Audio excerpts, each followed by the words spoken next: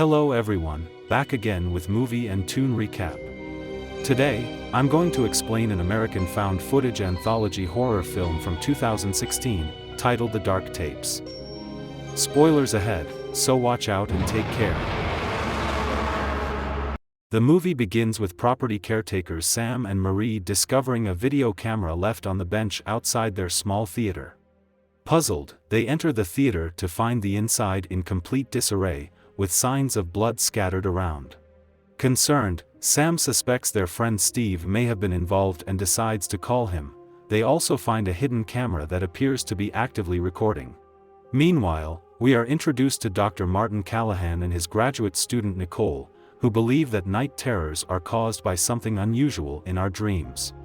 They theorize that during REM sleep, when people experience intense dreams, a form of time dilation makes it possible for trans-dimensional entities, what some might call demons, to appear. To test this theory, they set up an experiment with the help of a cameraman, Jason, who uses a special high-speed camera to capture these entities in slow motion. Martin volunteers to enter a deep REM sleep while Nicole and Jason observe him, and in their first attempt, they catch a quick glimpse of an entity near Martin. After stopping the experiment and waking him up, Nicole shows Martin the recorded footage which reveals the entity hovering around him as he slept.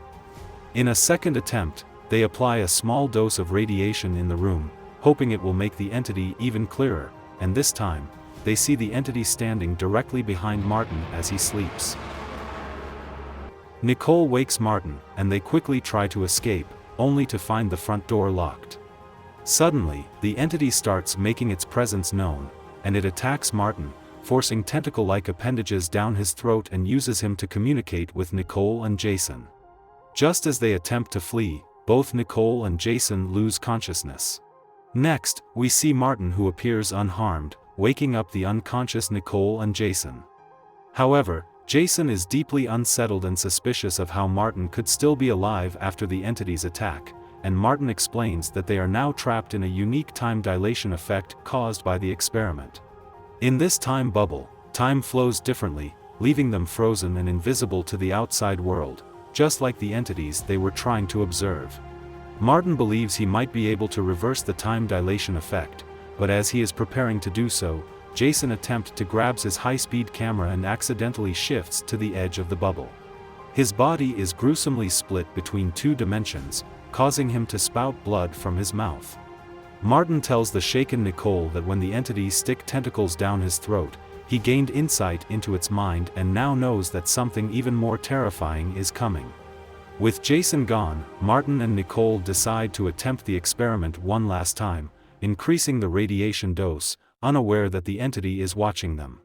As the entity materializes, Martin confronts it directly, and seeing Nicole hesitant, Martin reveals to her that he has already died in another dimension due to the entity's attack. The entity finally takes hold of Martin, and at that moment, Nicole applies the radiation dose, knocking herself unconscious. A while later, when Nicole regains consciousness, she finds herself alone in the theater. She picks up the camera and walks outside, only to see Sam and Marie seemingly frozen in place. Realizing she has accidentally expanded the time dilation bubble around them, Nicole quietly leaves the scene. Later, in normal time, Sam and Marie find the camera Nicole left behind and enter the theater, unaware of what has occurred.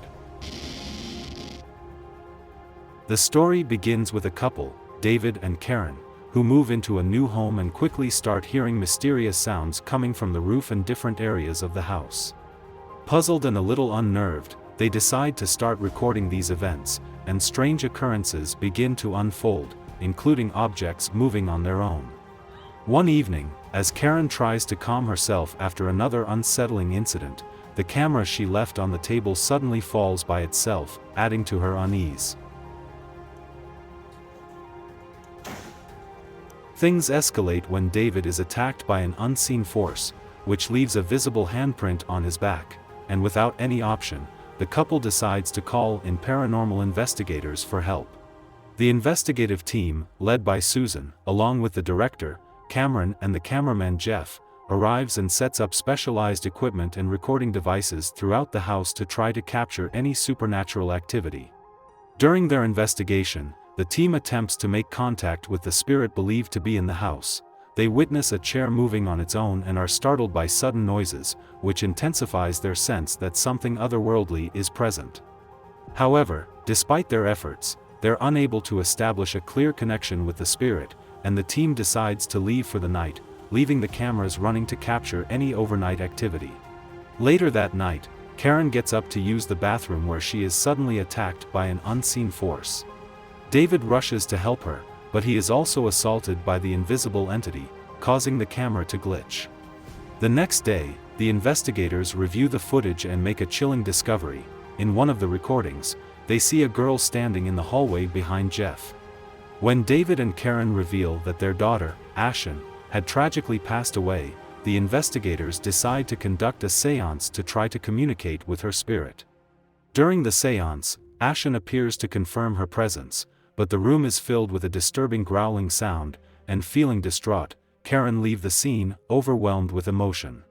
Afterward, Susan deduces that Ashen is trapped on the lower floor of the house and is unable to leave because another dark spirit is holding her there. She asks Cameron to take infrared scans of all the rooms while she and Jeff accompany David downstairs. As Cameron moves through the house alone, he continues scanning the rooms and recording with an infrared camera. He hears a strange noise and tries to reach Susan and Jeff through his walkie-talkie, but he gets no response. Growing concerned, he heads downstairs and finds both Susan and Jeff dead in a bathroom. He sees Ashen's apparition and runs upstairs to the living room, only to be struck down and lose consciousness. In a dark twist, it is revealed that David and Karen are actually serial killers who lure paranormal investigators to their home under the pretense of a haunting, and the whole setup had been a trap. As Cameron lies unconscious, Ashen enters the room and with David's encouragement, stabs Cameron in the back, marking her first kill, and the camera captures Cameron's final moments as he succumbs to his injuries. In a video call, Caitlin confides in her medical school friend Eric that she is experiencing nightly blackouts ever since moving in with her girlfriend, Cindy. Together, Caitlin and Cindy perform in an online intimate shows, but Eric brushes off Caitlin's concerns, advising her to drink less and assure her that things will be fine. After ending the call, Cindy arrives home and the two prepare for a special session where one lucky viewer from their chat group will win a private show. Cindy suggests Caitlin choose someone who might be willing to cut himself just a little, because it supposedly turns her on. As the show starts, Caitlin's friends, including Eric, join the live feed, and among the audience is Jerry, a quiet, shy man who seems particularly captivated.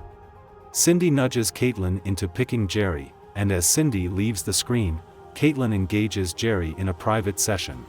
Their video feed briefly flickers with flashes of disturbing images, mutilated figures and dark, unsettling scenes. Keeping up the eerie intensity, Caitlin requests a video tour of Jerry's home, and nervously, Jerry complies, unaware of an ominous entity lurking behind his couch. After the tour, Caitlin's demeanor shifts, and she asks Jerry to cut his hand to satisfy a fetish of her. Hesitant but eager to please Caitlin, Jerry slices his palm with a pocket knife, murmuring that he finds himself oddly drawn to the sensation, and more disturbing flashes of blood and gore flicker on their screens. Caitlin then makes a chilling request. She asks Jerry to slit his throat, promising that they'll be together afterward. Jerry tries to resist, but as if compelled by an unseen force, Jerry cuts his throat while muttering that he doesn't want to die, and his screen goes black.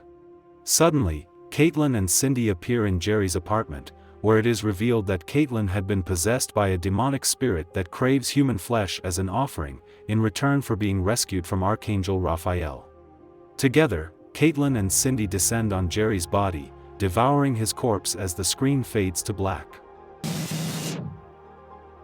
The scene opens with Amanda talking directly to the camera about being abducted and kidnapped for 4 months, and states her intention to exact revenge on her captors. 4 months earlier, during a party, we find Amanda at a party, and her friend Josh tells her childhood best friend, Ryan, that he witnessed 2 men carrying an unconscious Amanda into a room. Ryan and Josh break into the room, overpower the men, and appear to have prevented a horrific assault. However, the next morning, Amanda emerges in a trance and suggests she endured something beyond comprehension. When her friend Ashley tries to speak with her, Amanda begins to scream, and suddenly the entire house shakes as if in an earthquake. As soon as it stops, Ashley guides the sleepwalking Amanda back to her room, but moments later, Amanda wakes up with no memory of what happened, leaving her friends confused. Ryan and Josh are even more unnerved when they realize there was no reported earthquake, and everything outside appears perfectly normal. A month later, Amanda invites her friends over to stay with her overnight, and asks them to watch her while she sleeps. They agree, and it is revealed that something is clearly off with Amanda. She is growing more unwell and distressed. However, instead of staying awake as planned, they all mysteriously fall asleep and the camera glitches. In the morning, the friends are awakened by Amanda's screams. They rush to her room and Amanda says that her plan didn't work, leaving everyone confused as they don't know what she is talking about. Later, Amanda confides in Ryan, revealing that she is experiencing something unexplainable. She demonstrates newfound abilities, including telekinesis and levitation. Though Ryan is intrigued, he is equally unsettled, realizing that whatever happened to Amanda may have altered her in ways they still don't fully understand. A few days later, Amanda contacts Ryan and asks him to meet her at a secluded cabin deep in the woods. There, she confides that she feels haunted by a powerful entity that seems to transport her to another dimension each night. Determined to end this torment, Amanda has devised a plan to trap and neutralize the entity. She explains that these beings disrupt anything electronic, so she set up a vintage wind-up camera and a wax recorder, which should be immune to interference. She has also rigged the cabin with various traps designed to harm or even kill the entity if it appears. That night, while Amanda is sleeping in the cabin, otherworldly light fills the room, which hint at the entity's arrival. The creature lifts her into the air, but one of the traps springs into action, injuring it severely before it eventually collapses. A month later, with her life seemingly back to normal, Amanda meets with Ryan to thank him for his support. Relieved and grateful that she has finally defeated her tormentor, Amanda expresses her feelings and suggests that it is time for them to move forward in their relationship. They fall asleep side by side, keeping a video call active between their rooms as a precaution. Just as they begin to sleep, Ryan's room suddenly starts to shake violently, leaving his fate uncertain as the movie comes to an end. Okay guys, that's all the recap about the dark tapes from 2016. Thanks for watching, see you again in the next video.